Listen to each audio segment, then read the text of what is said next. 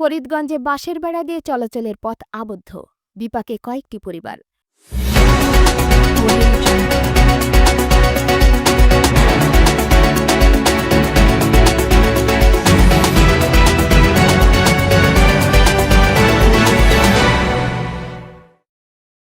মোহাম্মদ আরিফুল ইসলামের ভিডিও তথ্যচিত্রে আয়েশা আক্তার। সত্য সংবাদ।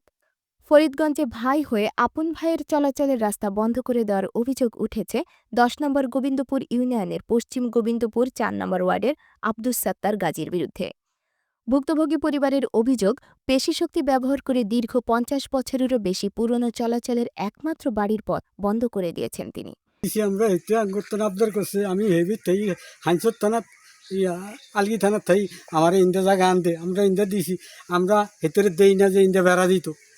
হেতে জায়গা হানা আছে, হেতে জায়গা দিব, আঙ্গ ইন্দা জায়গা আছে, জায়গা হিন্দা দিব, হত তো আমগো, আমরা হতে দিয়ে চলি, হেতে আঙ্গরে দিব না, হেতে জোর বেশি। জীবনে তার অত্যাচারের শিকার মসজিদ চুই বাধা দিয়া ২% জায়গা ছিল ওদের দ্বারে আমার নামে হয় আমার গলার টিপ দিয়ে জায়গা আনবে ইচ্ছা হয় খাইছে।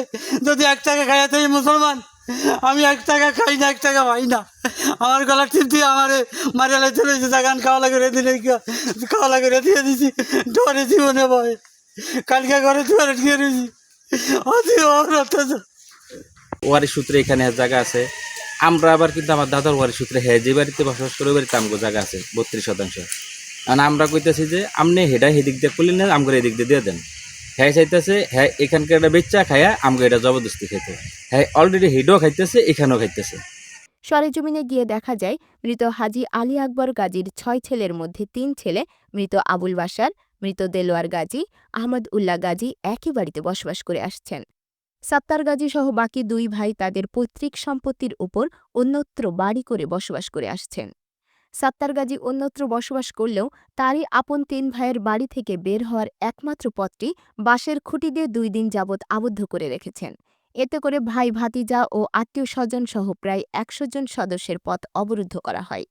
এলাকাবাসীর মধ্যে লিটন ও রমিজ উদ্দিন জানান, দীর্ঘদিনের চলাচলের পথ এভাবে বাঁশের বেড়া দিয়ে আবদ্ধ দেওয়া সত্যিই দুঃখজনক ব্যাপার। এটা একটা দুঃখজনক বিষয়, যেহেতু শত বছরের চলার পথ একটা বন্ধ করছে, সেগুলো দুঃখজনক। আর কিছু কোনো আইনে আছে কিনা এটা আপনারা ভালো জানেন, যে এইভাবে কোনো একটা পথের মধ্যে বেড়া দেওয়া কোনো ইয়াতে আছে কিনা, যে কোনো কিছু বলার নাই কোয়া নাই যে এসে একটা বেড়া দিয়ে লাইলো, এটা কোনো আইনে আসেনি। আপনারা নিজেরা অথবা পাবলিক যারা আছে তারাই দেখো। ভুক্তভোগী পরিবারের মধ্যে মৃত আবুল বাশারের ছেলে মহসিন গাজী বিচার চেয়ে ফরিদগঞ্জ থানায় অভিযোগ দায়ের করেন। অভিযুক্ত আব্দুস সাত্তার গাজীর সাথে এ বিষয়ে কথা বললে তিনি জানান, আমার পৈতৃক সম্পত্তি ওই বাড়িতে রয়েছে, সে কারণেই আমি বেড়া দিয়েছি। এ বিষয়ে ৪ নম্বর ওয়ার্ডের ইউপি সদস্য মোহাম্মদ মাসুদ গাজীর সঙ্গে কথা বললে তিনি জানান, চলাচলের পথ আবদ্ধ দেওয়া একটি বেআইনি কাজ, তবে এর চেয়ে বেশি আমি আর কিছুই বলতে পারবো না। পৃথিবীতে কোথাও নজির নাই যে কারো চলাচলের পথ কিংবা যাতায়াতের ব্যবস্থা আসলে আবদ্ধ দিয়ে রাখার মতো। এটা সম্পূর্ণ একটি মানবিক বিষয়। আসলে সম্পদ এই পৃথিবীতেই পড়ে থাকবে, কিন্তু আপনি আমি এই পৃথিবীতে থাকবো না। আমার পিছনে দেখতে পাচ্ছেন যে পথের মাঝেই একটি বাঁশের বেড়া দিয়ে আবদ্ধ করে রাখা হয়েছে। আসলে এই জিনিসটি কতটা অমানবিক, কতটা নিষ্ঠুর, আসলে এই সমাজ কোথায় গিয়ে দাঁড়িয়েছে। সুপ্রিয় দর্শক, এই ঘটনা অনুমান করলেই আপনারা বুঝতে পারবেন। তো আসলে এরকম ঘটনা সমাজের বিভিন্ন স্থানে অহরহ এরকম ঘটনা ঘটছে। আসলে সব ঘটনার আমরা সাধারণ মানুষকে জানাতে পারিনি।